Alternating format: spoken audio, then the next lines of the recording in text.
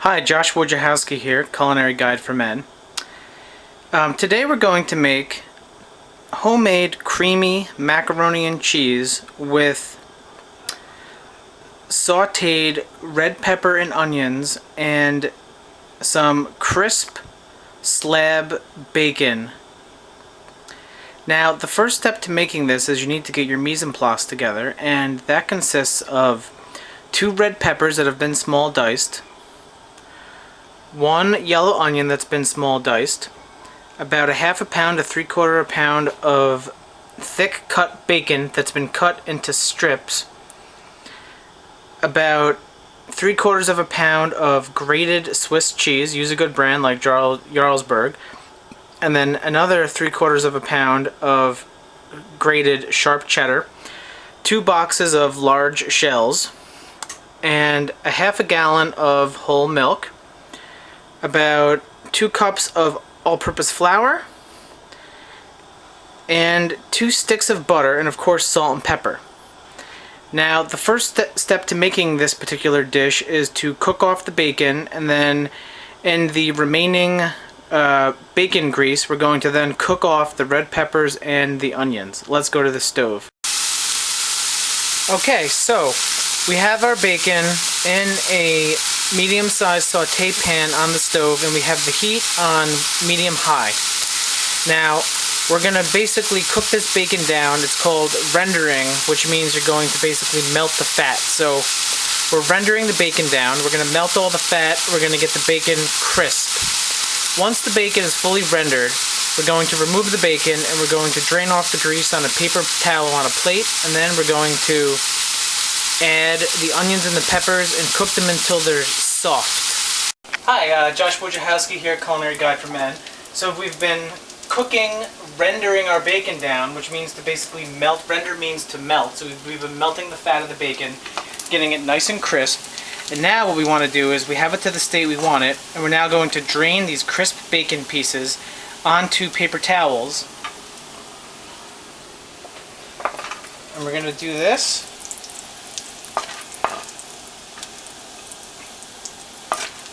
And once we've done this, we're going to add our peppers and onions and saute it in the bacon fat. Now let me tell you, this is not a very healthy dish, but then again, if you're having mac and cheese, you're already accepting that you're not going to be eating healthy, so why not go all the way? So I've drained about 3/4 of the bacon fat from the pan, and now we're going to put it back on the heat, and we're going to get it hot. And then once you get it hot again, you're going to add the 2 small diced red peppers and 1 small diced onion, and you're going to cook it until it's soft. That's going to take about 4 minutes of cooking time or so. Now, like with anything when you're cooking, you have to season, you have to layer in the seasoning with everything, because if you don't, it's not going to season itself. So pretty much every different component of a dish has to be seasoned. Because if you forget to season one part of the dish, then trust me, the whole dish is going to taste like it's not seasoned. So you're going to take about 2 or 3 pinches of salt, 3 or 4 grinds of pepper, and you're going to give it a nice toss in the pan like this. Now, if you're not able to do this, which is basically toss the ingredients in the pan, you can just use a spoon, okay?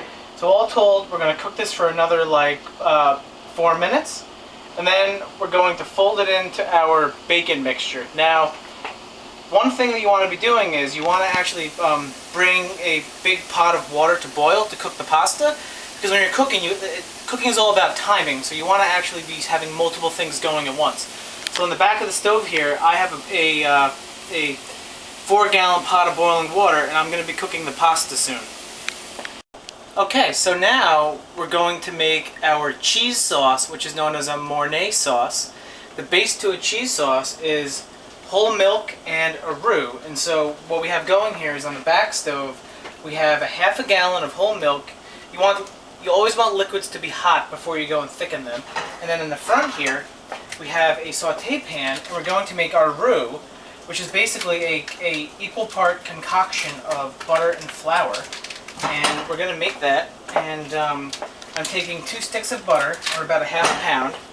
We're going to melt butter in the pan, and then we're going to add our flour, and we're going to cook it until it looks like wet sand. Now, at the same time as we're making the sauce, we have our water to boil, and we are now going to add in our large shells. I'm making 2 pounds of shells for this. So we're going to dump it into the water. You want your water to be at a rapid boil, and you want it to be heavily salted. If you don't salt water, then your pasta is not going to taste like anything. And so the pasta is going to take about 14-15 minutes to cook fully.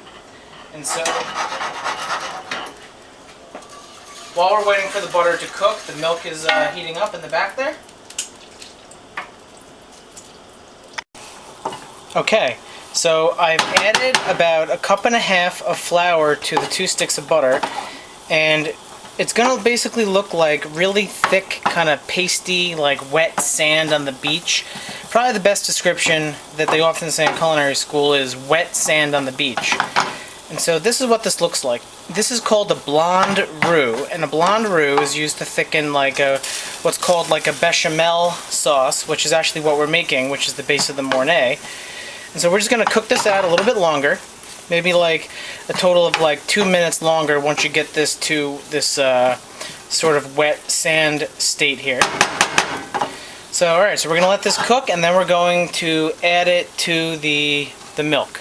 Okay, so in our sauté pan here we have our roux, which consists of 2 sticks of butter and 1.5 cups of all-purpose flour. We've cooked it down and it looks like wet sand on the beach.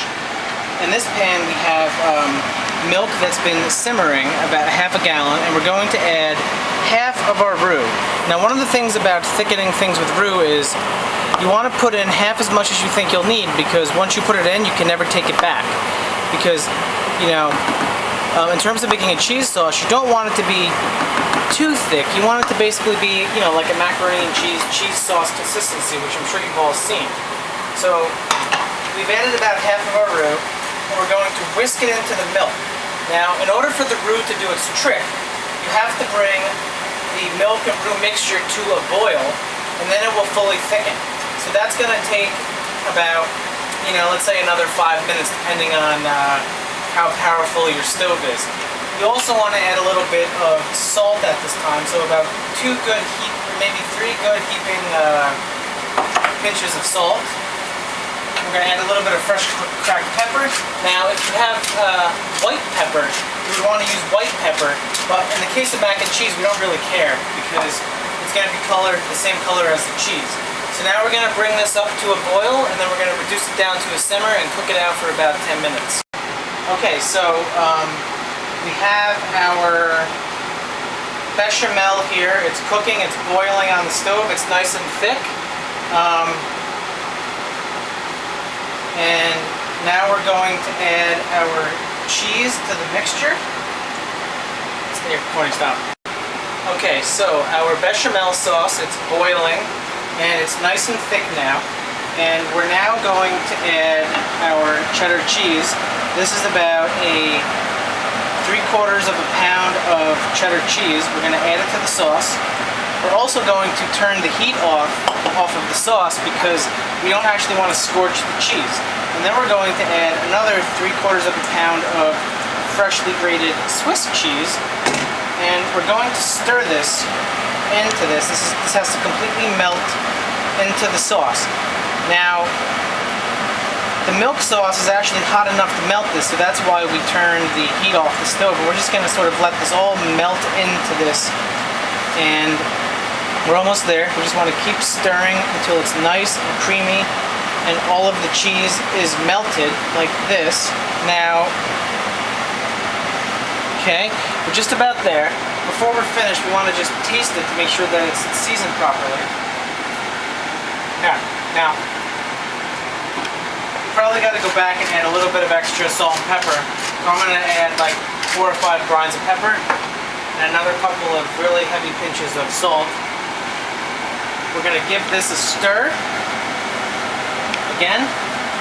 Now our cheese sauce is finished.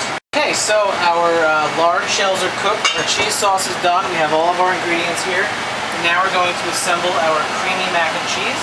Now you want to probably put in like at least 5 ladlefuls of our cheese sauce. That's 3, 4, 5. We're gonna throw it in here. We're going to add in our nice and soft red pepper and onion. We're going to add in our ½ pound of crisp bacon. And we're going to stir this all together. This is creamy mac and cheese now. You're probably gonna have to add some more sauce depending on how much sauce and how creamy you want to have this. So we're gonna add 2 more ladlefuls of cheese, like so. Okay, it's 2 more ladlefuls, and then we actually have a little bit of extra cheese here. We're just gonna chuck it in like this, and we're gonna just sort of like let it melt right into the mac and cheese like this. This is all good to go now, and we are going to put this into a platter to serve it. Okay, so we now have our creamy mac and cheese in our serving dish, and I'm going to shave some fresh pieces of 6-month-old aged Manchego cheese, which is a sheep's milk cheese from Spain. We're just going to shave it over top, just again to give it a little extra nice sort of kick of flavor here